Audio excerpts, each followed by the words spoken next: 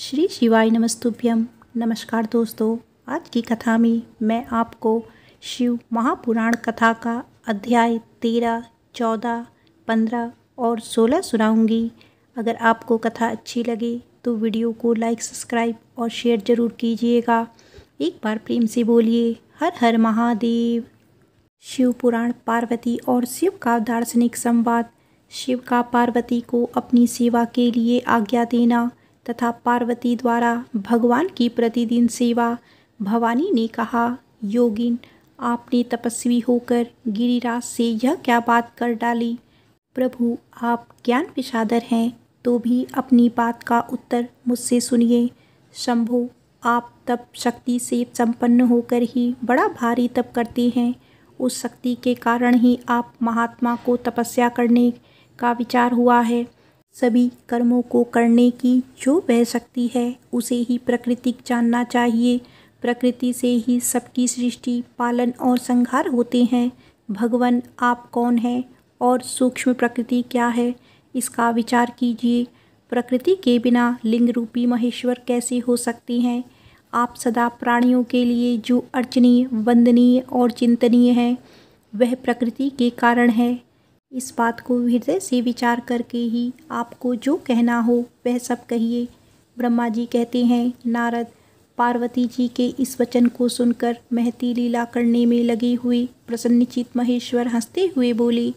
महेश्वर ने कहा, मैं उत्कृष्ट तपस्या द्वारा ही प्रकृति का नाश करता हूँ और तत्वतः प्रकृति रहित शंभु के रूप में स्थित होता हूँ। अतः सत्य पुरुषों को भी कभी या कहीं प्रकृति का संहार नहीं करना चाहिए। लोकाचार से दूर एवं निर्विकार रहना चाहिए। नारद, जब शंभु ने लौकिक व्यवहार के अनुसार यह बात कही तब काली मन ही मन हंसकर मधुर वाणी में बोली। काली ने कहा, कल्याणकारी प्रभु, योगिन, आपने जो बात कही वह यह वाणी प्रकृति नहीं है, फिर आप उससे परे क्यों नहीं हो गए? इन सब बातों को विचार करके तात्विक दृष्टि से जो यथार्थ बात हो उसी को कहना चाहिए। यह सब कुछ सदा प्रकृति से बंधा हुआ है, इसीलिए आपको ना तो बोलना चाहिए और ना कुछ कहना चाहिए, क्योंकि कहना और करना सब व्यवहार प्रकृति ही है। आप अपनी बुद्धि से इसको समझाइए। आप जो कुछ सुनते हैं, खाते हैं, देखते और करते हैं वह सब प्रकृति का ही कार्य है। झूठे वाद विवाद करना व्यर्थ है। प्रभु शंभो, यदि आप प्रकृति से परे हैं तो इस समय इस हिमवान पर्वत पर आप तपस्या किसके लिए करते हैं? हर प्रकृति ने आपको निगल लिया है, अतः आप अपने स्वरूप को नहीं जानते। ईश्वर, आप यदि अपने स्वरूप को जानते हैं तो किस लिए तप करते हैं? योगिन, मुझे आपके साथ वाद विवाद करने की क्या आवश्यकता है? प्रत्यक्ष प्रमाण उपलब्ध होने पर विद्वान पुरुष अनुमान प्रमाण को नहीं मानते। जो कुछ प्राणियों की इंद्रियों का विषय होता है वह सब ज्ञानी पुरुषों को बुद्धि से विचार कर प्रकृति ही मानना चाहिए। योगीश्वर, बहुत कहने से क्या लाभ, मेरी उत्तम बात सुनिए। मैं प्रकृति हूँ, आप पुरुष हैं, वह यह सत्य है, इसमें संशय नहीं है। मेरी अनुग्रह से ही आप सगुण और साकार माने गए हैं। मेरे बिना तो आप निरीह हैं, कुछ भी नहीं कर सकते। आप जितेंद्रिय होने पर भी प्रकृति के अधीन हो सदा नाना प्रकार के कर्म करते रहते हैं, फिर निर्विकार कैसे हैं और मुझसे लिप्त कैसे नहीं? शंकर, यदि आप प्रकृति से परे हैं और यदि आपका यह कथन सत्य है तो आपको मेरे समीप रहने पर भी डरना नहीं चाहिए। ब्रह्मा जी कहते हैं, पार्वती, यह सांख्य शास्त्र के अनुसार कहा हुआ वचन सुनकर भगवान शिव वेदांत मत में स्थित हो उनसे यह बोले। श्री शिव ने कहा, सुंदर भाषण करने वाली गिरिरजे, यदि तुम सांख्य मत को धारण करके ऐसी बात करती हो तो प्रतिदिन मेरी सेवा करो, परंतु वह सेवा शास्त्र निर्देशित नहीं होनी चाहिए। गिरिजा से ऐसा कहकर भक्तों पर अनुग्रह और उनका मनोरंजन करने वाले भगवान शिव हिमवान से बोले। शिव ने कहा, गिरिराज, मैं यहीं तुम्हारे अत्यंत रमणीय श्रेष्ठ शिखर की भूमि पर उत्तम तपस्या तथा अपने आनंदमय परमार्थ स्वरूप पर का विचार करता हुआ विचरूंगा। पर्वतराज, आप मुझे यहाँ तपस्या करने की अनुमति दें। आपकी अनुमति के बिना कोई तप नहीं किया जा सकता। देवाधिदेव शूलधारी भगवान शिव का यह कथन सुनकर हिमवान ने उन्हें प्रणाम करके कहा, महादेव, देवता, असुर और मनुष्यों सहित संपूर्ण जगत तो आपका ही है। मैं तुच्छ होकर आपसे क्या कहूँ।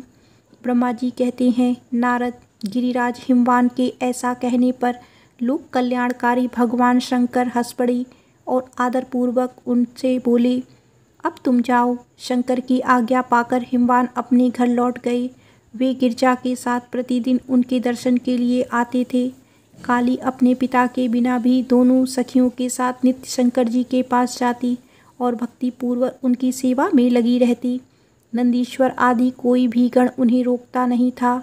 तात महेश्वर के आदेश से ही होता था। प्रत्येक गण पवित्रता पूर्वक रहकर उनकी आज्ञा का पालन करता था। जो विचार करने से परस्पर अभिन्न सिद्ध होते हैं, उन्हें शिवा और शिव ने सांख्य और वेदांत मत में स्थित हो जो कल्याणदायक संवाद किया, वह सर्वदा सुख देने वाला है। वह संवाद मैंने यहाँ कह सुनाया। इंद्रियातीत भगवान शंकर ने गिरिराज से कहने से उनका गौरव मानकर उनकी पुत्री को अपने पास रहकर सेवा करने के लिए स्वीकार कर लिया। काली अपनी दो सखियों के साथ चंद्रशेखर महादेव जी की सेवा के लिए प्रतिदिन आती जाती रहती थी। वे भगवान शंकर के चरण धोकर उस चरणामृत का पान करती थी। आग से तपाकर शुद्ध किए हुए वस्त्र से उनके शरीर का मार्जन करती, उसे मसलती पोंछती थी। फिर 16 उपचारों से विधिवत हर की पूजा कर के बारंबार उनके चरणों को प्रणाम करने के पश्चात प्रतिदिन पिता के घर लौट जाती थी। मुनिश्रेष्ठ, इस प्रकार ध्यानपरायण शंकर की सेवा में लगी हुई शिव का महान समय व्यतीत हो गया, तो भी वे अपनी इंद्रियों को संयम में रखकर पूर्ववत उनकी सेवा करती रही। महादेव जी ने जब फिर उन्हें अपनी सेवा में नित्य तत्पर देखा, तब वे दया से द्रविण हो उठे और इस प्रकार विचार करने लगे, हे काली, जब तपस्या व्रत करेगी और इसमें गर्भ का बीज नहीं रह जाएगा, तभी मैं इसका पाणी ग्रहण करूँगा। ऐसा विचार करके महालीला करने वाले महायोगीश्वर भगवान भूतनाथ तत्काल ध्यान में स्थित हो गए। मुनि परमात्मा शिव जब ध्यान में लग गए, तब उनके हृदय में दूसरी कोई चिंता नहीं रह गई। काली प्रतिदिन महात्मा शिव के रूप का निरंतर चिंतन करती हुई उत्तम भक्ति भाव से उनकी सेवा करने लगी। ध्यानपरायण भगवान हर शुद्ध भाव से वहाँ रहती हुई काली को नित्य देखते थे, फिर भी पूर्व चिंता को भुलाकर उन्हें देखते हुए भी नहीं देखते थे। इसी बीच में इंद्र आदि देवताओं तथा मुनियों ने ब्रह्मा जी की आज्ञा से कामदेव को वहाँ आदरपूर्वक भेजा। वे काम की प्रेरणा से कालिका का रुद्र के साथ संयोग कराना चाहते थे। उनके ऐसा करने में कारण यह था कि महापराक्रमी तारकासुर से वे बहुत पीड़ित थे। कामदेव वहां पहुंच अपने सब उपायों का प्रयोग किया, परंतु महादेव जी के मन में तनिक भी क्षोभ नहीं हुआ। उल्टे उन्होंने कामदेव को जलाकर भस्म कर दिया। मुनि तब सती पार्वती ने भी गर्भरहित हो उनकी आज्ञा से बहुत बड़ी तपस्या करके शिव को पति रूप में प्राप्त कर लिया। फिर वे पार्वती और परमेश्वर परस्पर अत्यंत प्रेम से और प्रसन्नतापूर्वक रहने लगे। उन दोनों ने परोपकार में तत्पर रहकर देवताओं का महान कार्य सिद्ध किया। शिव महापुराण कथा का 13वां अध्याय समाप्त होता है। एक बार प्रेम से बोलिए, हर हर महादेव। आइए अब सुनते हैं शिव महापुराण कथा का अध्याय 14, 15 और 16। शिव पुराण तारकासुर के सताई हुई देवताओं का ब्रह्मा जी को अपनी कष्ट कथा सुनाना। ब्रह्मा जी का उन्हें पार्वती के साथ शिव के विवाह के लिए उद्योग करने का आदेश देना, ब्रह्मा जी के समझाने से तारकासुर का स्वर्ग को छोड़ना और देवताओं का वहाँ रहकर लक्ष्य सिद्धि के लिए यत्नशील होना। सूत जी कहते हैं, तदंतर नारद जी के पूछने पर पार्वती के विवाह के विस्तृत प्रसंग को उपस्थित करते हुए ब्रह्मा जी ने तारकासुर की उत्पत्ति, उनके उग्र तप, मनोवांछित वर प्राप्ति तथा देवता और असुर सब को जीतकर स्वयं इंद्रप्रस्थ प्रतिष्ठित हो जाने की कथा सुनाई। तत्पश्चात ब्रह्मा जी ने कहा, तारकासुर तीनों लोकों को अपने वश में करके जब स्वयं इंद्र हो गया, तब उसके समान दूसरा कोई शासक नहीं रह गया। वह जितेंद्रिय असुर त्रिभुवन का एकमात्र स्वामी होकर अद्भुत ढंग से राज्य का संचालन करने लगा। उसने समस्त देवताओं को निकालकर उनकी जगह दैत्यों को स्थापित कर दिया और विद्याधर आदि देवोनियों को स्वयं अपने काम में लगाया। मुनि तदंतर तारकासुर के सताए हुए इंद्र आदि संपूर्ण देवता अत्यंत व्याकुल और अनाथ होकर मेरी शरण में आए। उन सब ने मुझे प्रजापति को प्रणाम करके बड़ी भक्ति से मेरा स्तवन किया और अपनी दारुण दुख की बातें बताकर कहा, प्रभु आप ही हमारी गति हैं, आप ही हमें कर्तव्य का उपदेश देने वाले हैं और आप ही हमारे दाता एवं उद्धारक हैं। हम सब देवता तारकासुर नामक अग्नि में जलकर अत्यंत व्याकुल हो रहे हैं। जैसे सन्निपात रोग में प्रबल औषधि भी निर्बल हो जाती है, उसी प्रकार उस असुर ने हमारे सभी क्रूर उपायों को बलहीन बना दिया है। भगवान विष्णु के सुदर्शन चक्र पर भी हमारी विजय की आशा अविलंबित रहती है, परंतु वह भी उसके कंठ पर कुंठित हो गया है। उसके गले में पड़कर वह ऐसा प्रतीत होने लगा था मानो उस असुर को फूल की माला पहनाई गई हो। मुनि देवताओं का यह कथन सुनकर मैंने उस सबसे समयोचित बात कही, देवताओं मेरे ही वरदान से दैत्य तारकासुर इतना बढ़ गया है, अतः मेरे हाथों ही उसका वध होना उचित नहीं। जो जिससे पलकर बड़ा हो उसका उसी के द्वारा वध होना योग्य कार्य नहीं है। विष के वृक्ष को यदि स्वयं सींच कर बड़ा किया जाए तो उसे स्वयं काटना अनुचित माना गया है। तुम लोगों का सारा कार्य करने के योग्य भगवान शंकर है, किंतु वे तुम्हारे कहने पर भी स्वयं उस असुर का सामना नहीं करेंगे। मैं जैसा उपदेश करता हूँ तुम वैसा कार्य करो। मेरी वर के प्रभाव से ना मैं तारकासुर का वध कर सकता हूँ, ना भगवान विष्णु को करने कह सकता हूँ और ना भगवान शंकर ही उसका वध कर सकते हैं। दूसरा कोई वीर पुरुष अथवा सारे देवता मिलकर भी उसे नहीं मार सकते, यह मैं सत्य कहता हूँ। देवताओं यदि शिव जी के वीर से कोई पुत्र उत्पन्न हो तो वही तारक दैत्य का वध कर सकता है, दूसरा नहीं। सुरश्रेष्ठगण इसके लिए जो उपाय मैं बताता हूँ उसे करो। महादेव जी की कृपा से वह उपाय अवश्य सिद्ध होगा। पूर्व काल में जिस दक्ष कन्या सती ने दक्ष के यज्ञ में अपने शरीर का त्याग दिया था, वही इस समय हिमालय पत्नी मेनका के गर्भ से उत्पन्न हुई है। यह बात तुम्हें भी विदित ही है। महादेव जी उस कन्या का पारिग्रहण अवश्य करेंगे, तथापि देवताओं तुम स्वयं भी इसके लिए प्रयत्न करो।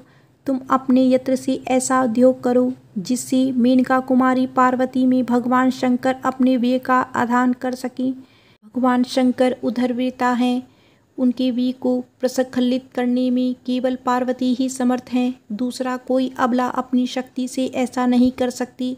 गिरिराज की पुत्री वे पार्वती इस समय युवावस्था में प्रवेश कर चुकी हैं और हिमालय पर तपस्या में लगे हुए महादेव जी की प्रतिदिन सेवा करती हैं। अपने पिता हिमवान के कहने से काली शिवा अपनी दो सखियों के साथ ध्यानपरायण परमेश्वर शिव की साग्रह सेवा करती हैं। तीनों लोकों में सबसे अधिक सुंदरी पार्वती शिव के सामने रहकर प्रतिदिन उनकी पूजा करती हैं, तथापि वे ध्यानमग्न महेश्वर मन से ही ध्यानहीन स्थिति में नहीं आते, अर्थात ध्यान भंग करके पार्वती की ओर देखने का विचार भी मन में नहीं लाते। देवताओं चंद्रशेखर शिव जिस प्रकार काली को अपनी भार्या बनाने की इच्छा करें, ऐसी चेष्टा तुम लोग शीघ्र ही प्रयत्न पूर्वक करो। मैं उस दैत्य के स्थान पर जाकर तारकासुर को बुरे हट से हटाने की चेष्टा करूँगा। अतः अब तुम लोग अपने स्थान को जाओ। नारद देवताओं से ऐसा कहकर मैं शीघ्र ही तारकासुर से मिला और बड़े प्रेम से बुलाकर मैंने उससे इस प्रकार कहा, तारक यह स्वर्ग हमारे तेज का सार तत्व है, परंतु तुम यहाँ के राज्य का पालन कर रहे हो, जिसके लिए तुमने उत्तम तपस्या की थी उससे अधिक चाहने लगे हो। मैंने तुम्हें इससे छोटा ही वर दिया था, स्वर्ग का राज्य कदापि नहीं दिया था, इसीलिए तुम स्वर्ग को छोड़कर पृथ्वी राज्य करो। असुर श्रेष्ठ देवताओं के योग्य जितने भी कार्य हैं वे सब तुम्हें वही सुलभ होंगे, इसमें अन्यथा विचार करने की आवश्यकता नहीं है। ऐसा कहकर उस असुर को समझाने के बाद मैंने शिवा और शिव का स्मरण करके वहाँ से अदृश्य हो गया। तारकासुर भी स्वर्ग को छोड़कर पृथ्वी पर आ गया और शोणितपुर में रहकर वह राज्य करने लगा। फिर सब देवता भी मेरी बात सुनकर मुझे प्रणाम करके इंद्र के साथ प्रसन्नतापूर्वक बड़ी सावधानी के साथ इंद्रलोक में गए। वहाँ जाकर परस्पर मिलकर आपस में सलाह करके वे सब देवता इंद्र से प्रेम पूर्वक बोले, भगवान शिव की सेवा में जैसे भी काम मूलक रुचि हो वैसा ब्रह्मा जी का बताया हुआ सारा प्रयत्न आपको करना चाहिए। इस प्रकार देवराज इंद्र से संपूर्ण वृतांत निवेदन करके वे देवता प्रसन्नतापूर्वक सब अपने स्थान पर चले गए। शिव महापुराण कथा का अध्याय 14, 15 और 16 समाप्त होता है। एक बार प्रेम से बोलिए हर हर महादेव।